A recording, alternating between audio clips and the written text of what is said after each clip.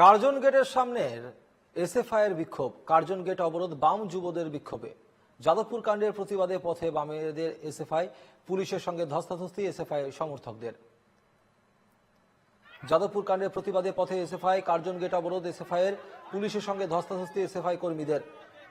আমরা যেমনটা দেখেছি যে গতকাল যে ঘটনা ঘটেছিল যাদবপুরে, সেই ঘটনার প্রতিবাদে, শিক্ষামন্ত্রীর উপর হামলার প্রতিবাদে বিভিন্ন জায়গা থেকে প্রতিবাদ মিছিল বেরিয়েছিল, কিন্তু পরবর্তী ক্ষেত্রে সিপিএম এর তরফ থেকে যে ধর্মঘটের ডাক দেওয়া হয়েছিল, সেই ধর্মঘটকে ঘিরেই এই মুহূর্তে ধুন্ধুমার পরিস্থিতি বর্ধমানে এসএফআই এর মিছিলে ধুন্ধুমার, পুলিশের সঙ্গে ধস্তাধস্তির ছবি আপনারা দেখতে পাচ্ছেন কার্জন গেটের সামনে।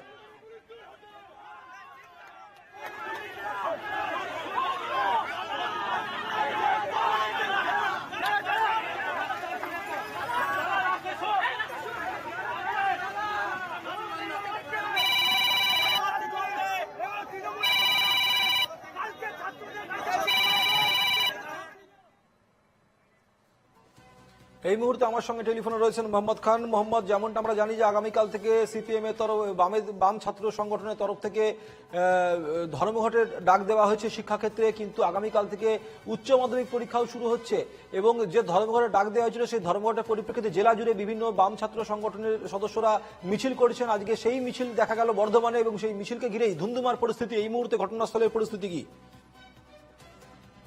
দেখো, একদমই তাই। আজ এসএফআই এর পক্ষ থেকে পূর্ব বর্ধমান জেলার কার্জনগেট চত্বর থেকে তারা অফিস থেকে মিছিল করে আসে এবং কার্জনগেট চত্বর তারপর তারা পার্কের স্পটে জমায়েত হয় এবং জমায়েত হওয়ার পর তারা শিক্ষামন্ত্রী ব্রাত্য বসুর পুষ্পতলিকা দাহ করার জন্য যখন তারা পুষ্পতলিকা বের করা হয় তাদের পক্ষ থেকে, তখনই কিন্তু পুলিশ তাদেরকে যে বাধা দেয় যাতে পুষ্পতলিকা যাতে দাহ না করা হয়।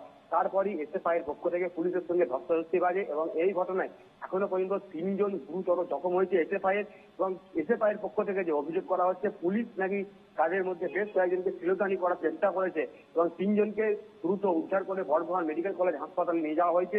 পরিস্থিতি থমথমে থাকায় এলাকায় মোতায়েন করা হয়েছে পুলিশ। সুমিত, বেশ, ধন্যবাদ মোহাম্মদ।